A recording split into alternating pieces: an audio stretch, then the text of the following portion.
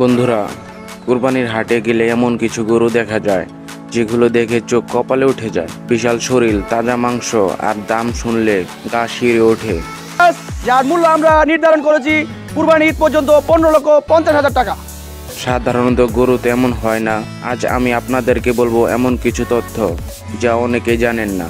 এই গরুর আড়ালে লুকানো আছে চমকে দেওয়ার এক রহস্য। তাহলে চলুন শুরু করা যাক বিশ্ব রহস্যের আজকের এই পর্ব।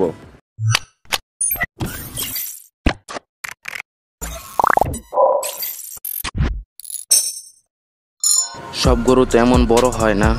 কিছু গরু বিশেষ প্রক্রিয়ায় জন্মায়, একে বলা হয় সিলেক্টিভ ব্রিডিং। এই গরুর বাচ্চাগুলোর জিন বিশেষভাবে নির্বাচিত করা হয় যেন বড় গরুর থেকে 2 থেকে 3 গুণ বড় হয়। আরও অবাক করার মতো বিষয় হচ্ছে, এই গরুদের জন্মের আগেই ওদের শরীরের আকৃতি কেমন হবে তা অনেকটাই নিয়ন্ত্রণ করা যায়। এই গরুগুলোর খাদ্য সাধারণ না, শুধু ঘাস ভুসি না, ওদের জন্য বানানো হয় স্পেশাল প্রোটিন, ভিট, জার্মান মিনারেল, বিদেশি ভিটামিন, এমনকি কিছু কিছু খামারের গোপনে ব্যবহার করা হয় শক্তিবর্ধক ফর্মুলাও। তবে অনেকে এসব গোপন রাখে কারণ এটা তাদের ব্যবসার সিক্রেট।